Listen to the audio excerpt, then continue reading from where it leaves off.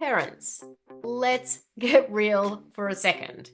You've tried everything: the diet, the supplements, the routines, but your child with ADHD is still struggling. What if I told you that a centuries-old secret could help? I'm talking about herbs, or as Americans would say, herbs. They're powerful plant-based remedies that could sharpen focus, they could reduce stress, and support emotional regulation. And guess what? Most people completely overlook them. Welcome to the Soaring Child podcast, where parents of children with ADHD learn tips and tricks to help their child soar at home, at school, and in life. We feature interviews with experts, medical professionals, and parents just like you who are learning how to reduce ADHD symptoms using food and other natural strategies. Because children with ADHD deserve to soar just like every other child. I'm Dana Kay, your host. Today, I'm going to break it down, the top herbs for ADHD and how they work in the brain, what the science actually says, so no fluff, how to safely introduce them into your child's routine, and so much more. If you're tired of guessing and ready for real science-backed solutions, you're in the right place. Hello, parents, and welcome back to another edition of the Soaring Child podcast. I'm your host, Dana Kay. Now, if you're tuning in here to this podcast, chances are you're looking for natural ways to support your child's ADHD symptoms. And I just want to say, I am so glad that you found us, because today's episode, it's packed with practical, research-backed strategies that could make a big difference for your child. Now, before we dive in, I want to just remind you that over the last few months, I'll say, we've been doing a series on the best supplements for kids with ADHD. And these are short, sharp episodes. They've been super popular. And if you haven't checked them out yet, I highly recommend you do so. I think we've covered magnesium, saffron, GABA, resveratrol, quercetin, pyrrolystilbene, L-theanine, iron, omega-3, zinc, copper, and vitamin D. And just like today, each episode actually comes with a cheat sheet for quick reference. You can find all of those in the show notes. So let's dive in. I'm going to start with one of my absolute favorite herbs for ADHD, or as Americans would say, herbs. I'm going to be saying herbs throughout this podcast. It's called Rhodiola rosea. Now, you might also hear it called golden root or Arctic root. Okay, so rhodiola, it has been used for centuries in Europe and Asia to help with things like stress, fatigue, and mental clarity. All things that many children with ADHD struggle with. What makes rhodiola unique is that it's an adaptogen, and that means that it helps the body adapt to stress. So think of it like a built-in stress shield for the brain. It helps calm that chaos, sharpen focus, smooth out emotional roller coasters. Oh my gosh. For kids with ADHD who often feel like their brains are running on fast forward, this herb could be a game changer. Now, let's talk about what the science says. There are 3 key benefits that I want to highlight today: stress reduction, depression support, and brain function. So first, stress reduction. Imagine this: in just 1 week, people taking rhodiola felt less stressed, more focused, and mentally sharper. And after 12 weeks, their stress levels dropped dramatically without needing medication. And that's exactly what happened in a study with 118 people who took 400 milligrams of rhodiola daily for 12 weeks. Now, if you have a child with ADHD, you know how stress and emotional regulation can be a struggle. So this herb, it doesn't just sort of calm them down, it actually helps the brain adapt to stress better. I think that's pretty cool, right? Next, we talk about depression support. Now, did you know many kids with ADHD also experience anxiety, or depression. And in 2015, there was a study that showed that rhodiola was compared to the antidepressant sertraline, which is also known as Zoloft. Now, this is a bit of a personal thing here. I actually, in my early 20s, I was suffering terribly from anxiety, and I was on sertraline or Zoloft back in the day, before I knew what I knew, before I'd gone down this path. And, I wish I'd known about rhodiola. Now, sertraline has stronger effects and had stronger effects in the study that I was talking about, but rhodiola had fewer side effects and was better tolerated. And that's important for kids who may be sensitive to medication. Now, that third benefit that I mentioned is brain function, and research shows rhodiola may enhance memory and learning by helping the neurons in the brain communicate better. I think that's pretty impressive. Along with these three benefits, rhodiola may also improve exercise performance and could even help with diabetes, and it also has anti-cancer properties, okay? Now, you might be wondering, how can you get your hands on this herb? I'm so glad that you asked. It's relatively rare.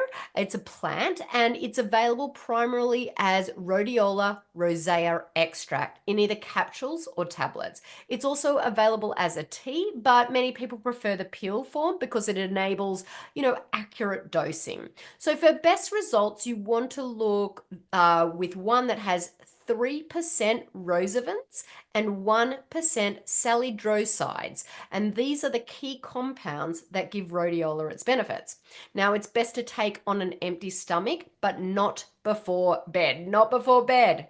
In the morning, because it can be really stimulating, and we don't want our kiddos being up all night.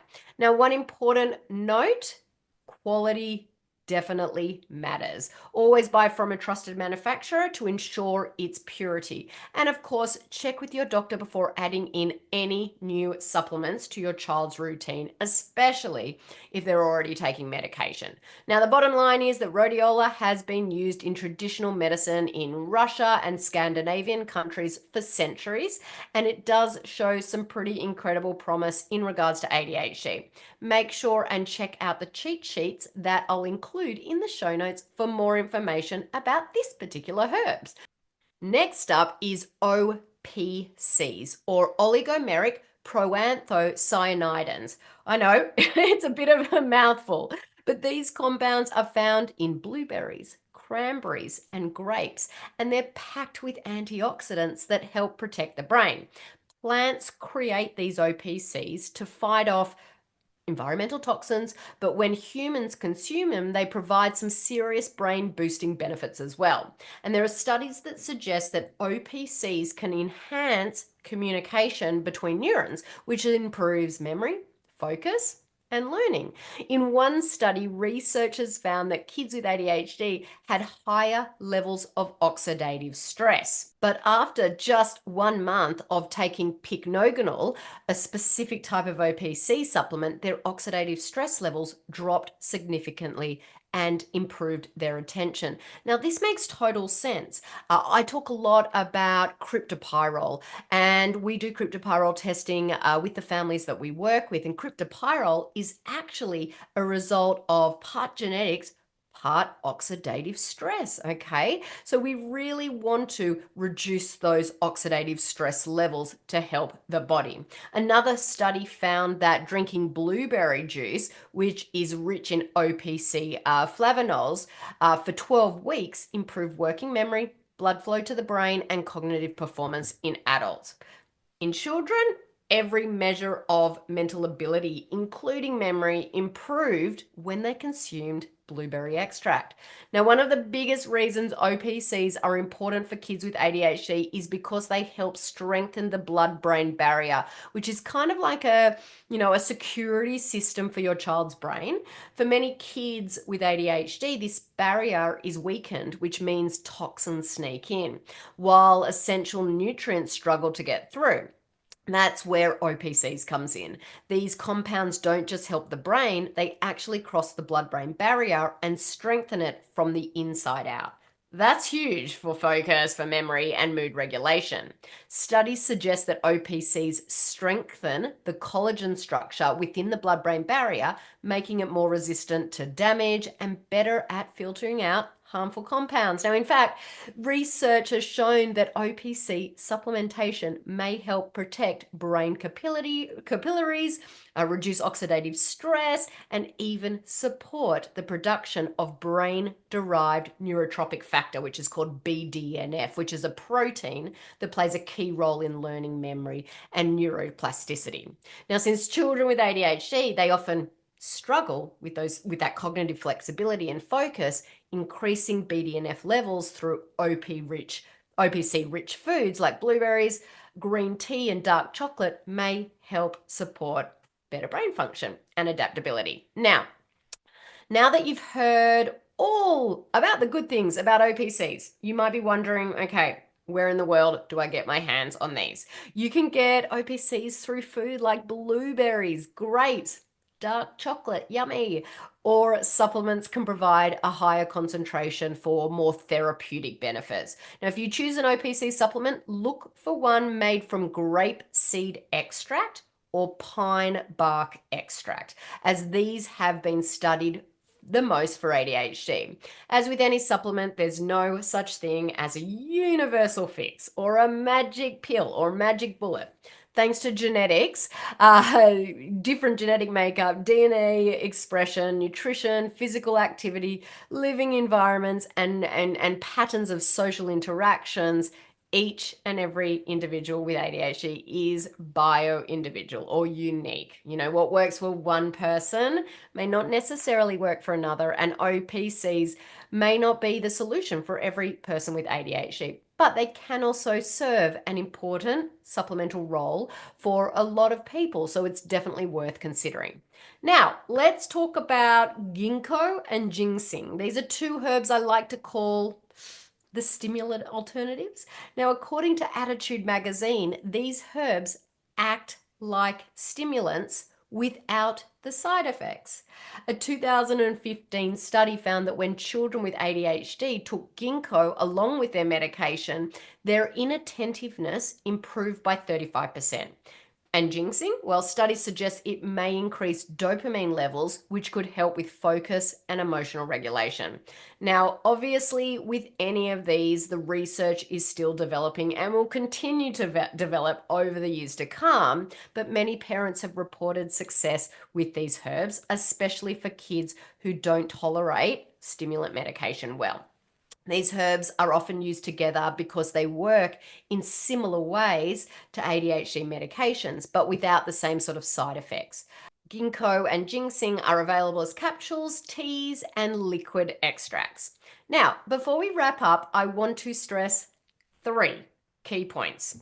First, herbs are powerful. Even though they're natural, they can interact with medications, so always consult a professional. Also, though research is definitely promising with these herbs, it is still limited and not definitive. So more research is needed and will continue to be needed as the years go on. Second, testing is key. There is no one-size-fits-all approach. Functional lab testing can help determine which nutrients and herbs your child actually needs. Now, if you'd like to learn more about functional lab testing, check out the video I've included in the show notes below. And third, diet comes first. Herbs and supplements are great, but nutrition is the foundation of managing ADHD naturally. Now, don't forget, I've added a cheat sheet in the show notes below that summarizes everything that we talked about today, plus links to some of my favorite high quality herbs and supplements. So make sure and grab that link in the show notes right now. All right, parents, here's my challenge for you today, okay? This week, I want you guys to try one of these herbs with your child and see if you notice a difference. And if you're curious about where to start, DM me on Instagram, which is at ADHD Thrive Institute, and tell me which herb you're trying first. I'd love to hear. I'd love to see if it makes a difference for your child. If you found this episode helpful, please subscribe, share it with a friend, and leave a review. It really helps more parents find this critical information. Listeners, thank you for tuning into this week's episode of the Soaring Child podcast. I'm Dana Kate, your ADHD health practitioner. Keep on thriving. Thank you for listening to the Soaring Child podcast today. To learn more about how to help your child with ADHD soar using natural strategies, visit our website at adhdthriveinstitute.com and follow us on social media at ADHD Thrive Institute.